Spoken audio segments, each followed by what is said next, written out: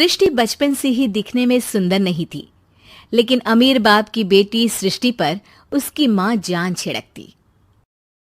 मेरी बेटी कितनी प्यारी है, भगवान सबको सृष्टि जैसी बेटी दे। सृष्टि धीरे धीरे बड़ी होती है। एक दिन सृष्टि की सहेली कहती है, तू दिखने में कितनी अजीब सी है, लेकिन मैं जानती हूँ हम सब में सबसे अच्छी शादी तो तेरी ही होगी।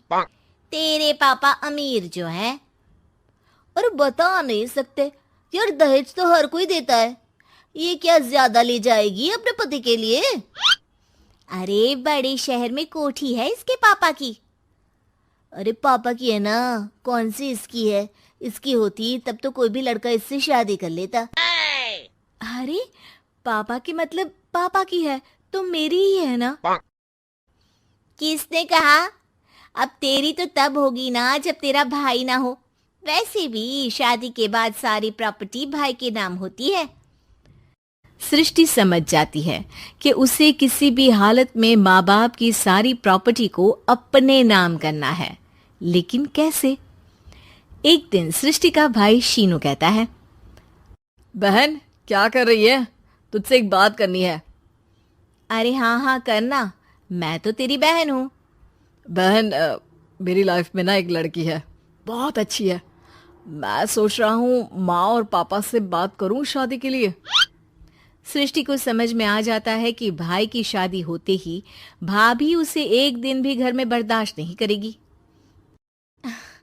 क्या बात है भाई, बताना कौन है वो? यार वो बहुत अच्छी लड़की है, पढ़ी लिखी है, मेरे साथ जॉब भी करती है। बस एक प्रॉब्लम है। प्रॉब्लम? क्या प्रॉब्लम है भाई? यार वो शादीशुदा है, लेकिन उसके पति ने उसे सिर्फ इसलिए छोड़ दिया क्योंकि उसके माँ बाप दहेज नहीं दे पाए। सृष्टि ये सुनकर न जाने क्यों खुश हो जाती है। अरे भाई तो क्या हुआ, लड़की तुझे तो पसंद है ना? शीनू को लगता है कि बहन उसे समझ रही है। वो इस बात से अनजान होता है कि उसकी बहन की मंशा पूरा घर हड़पने की है। सृष्टि अपनी माँ से कहती है, मम्मी मुझे तो बहुत चिंता है। पता है शीनू क्या कर रहा है? अरे क्या कर रहा है? वो तो काम पर जाता है और वापस घर आता है। नहीं ना माँ, वो यही तो नहीं कर रहा, बाकी सब कर रहा है। आपको पता है उससे प्यार है, और वो भी एक शादीशुदा लड़की से। हैं? ये क्या हो गया? मैं सोसाइटी में क्या मुंह दिखाऊंगी? अरे तेरे पापा तो यही कहेंगे कि मैंने ही उसे बिगाड़ दिया है। माँ देखो, मेरी बात मानो, पापा पर भी विश्वास करने की जरूरत नहीं है। अब आप ही बताओ, पापा इतनी देर घर के बाहर रहते हैं क्यों? बोलो। अरे बेटा वो तो नौकरी करते हैं ना। तू बहुत भोली है माँ। पापा का ऑफिस तो 7 बजे खत्म हो जाता है, लेकिन देखो कितनी देर से आते हैं। अरे नहीं नहीं बेटा, ऐसी कोई बात नहीं है। सृष्टि माँ को एक औरत से बात करते पिता की फोटो दिखाती है। देखो माँ, कैसे हैं पापा? मैं ना कहती थी कि पापा सही नहीं है। मैं तेरे पापा से बात करूंगी, दे फोटो मुझे। ओ माँ, वो तो डिलीट हो गई। लेकिन चल, तूने तो देख लिया ना। पापा से बाद में बात कर लेना, और हाँ, मेरा नाम बिल्कुल मत लेना। हाँ माँ। अब क्या था, सृष्टि के माँ और पिता के बीच झगड़ा होना शुरू हो जाता है। सृष्टि के मन में क्या चल रहा था कोई नहीं जानता था। एक दिन, माँ सृष्टि के लिए एक लड़का देखा है, वो लोग शाम को उसे देखने आने वाले हैं। और हाँ माँ, एक खुशखबरी, मैं और पापा मिलकर एक नया बिजनेस ट्राई कर रहे हैं। शाम को लड़का आता है, सांवले रंग का। सृष्टि को तो बिल्कुल भी पसंद नहीं आता। लड़की की माँ कहती है, लड़की का चेहरा तो कोई खास नहीं, लेकिन अगर मेरे बेटे को आप लोग सेटल कर दें तो मैं उसकी शादी आपकी बेटी से करवा दूं।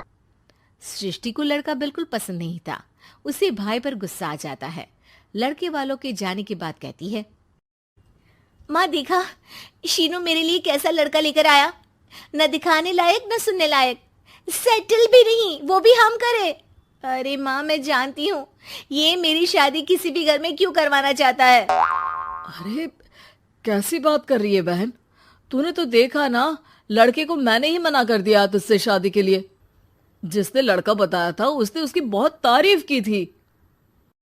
बात आई गई हो जाती है, लेकिन सृष्टि का मन शांत नहीं होता। क्या करूं, कुछ समझ में नहीं आ रहा। मेरी शादी हो गई तो ये लोग पूरी प्रॉपर्टी शीनू के नाम कर देंगे, मेरे हाथ तो कुछ लगेगा ही नहीं। तभी सृष्टि को आइडिया आता है। वो किसी वकील को फोन करती है। जी देखिए, अगर आपके मम्मी पापा का तलाक हो जाता है तो आपके पिता की आधी प्रॉपर्टी आपकी माँ के नाम हो जाएगी, फिर उसे वो किसी को भी दे सकती है। सृष्टि अब माँ को बेटे के खिलाफ भरती है। माँ, शीनू पर नजर रखा करो, वो जिस लड़की के प्यार में है ना वो शादीशुदा है। यहाँ आएगी, सारा पैसा रुपया जमीन जायदाद सब हड़प लेगी। पापा का भी हाल तुमसे छुपा नहीं है। ऐसा ना हो कि मैं और आप एक दिन सड़क पर भीख मांगे। हे भगवान, मैं तो जीते जी मर जाऊंगी अगर ऐसा हो गया तो। ऐसा हो गया नहीं माँ, ऐसा ही होगा। अभी समय है, आगे का सोच लो। मैं तो कहती हूँ पापा से आधी प्रॉपर्टी लेकर अलग हो जाओ।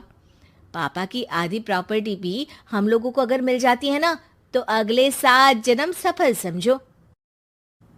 बेचारी माँ बेटी के कहने पर पति से तलाक लेकर अलग हो जाती है। सृष्टि अब पैसों से गाड़ी और अपने दूसरे महंगे शौक पूरे करने लगी। उसके दोस्त भी उसके पैसे इस्तेमाल करते। सृष्टि, कल तुम कहाँ थी?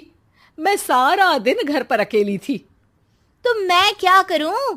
मैंने ठेका तो नहीं लिया है ना तुम्हें संभालने का। माँ को सृष्टि से ये उम्मीद नहीं थी। वो बैठकर रोने लगती है। वहीं उसका पति यानी कि सृष्टि के पिता आ जाते हैं। मैं जानता था कि तुम्हारा यही हाल होगा, तो आपने मुझे रोका क्यों नहीं? मैं रोकता तो तुम रुकती क्या? सृष्टि के कहने पर तुमने मुझ पर अपने बेटे पर शक किया, लेकिन तुम ये भूल गई कि कैसे हम दोनों ने मिलकर जीवन में इतना सब खड़ा किया। माँ पति के गले लग जाती है। मुझे माफ कर दीजिए, मैंने आपकी कमाई का एक बड़ा हिस्सा गवा दिया। कोई बात नहीं, तुम साथ हो तो मैं ऐसी 7 प्रॉपर्टी खड़ी कर दूंगा। तभी वहां सृष्टि आ जाती है रोते हुए। माँ, मयंक ने मुझे छोड़ दिया। वो बोल रहा था जब तक मेरे पास पैसे थे तब तक ही वो मेरे साथ था। पापा, माँ, मुझे माफ कर दीजिए।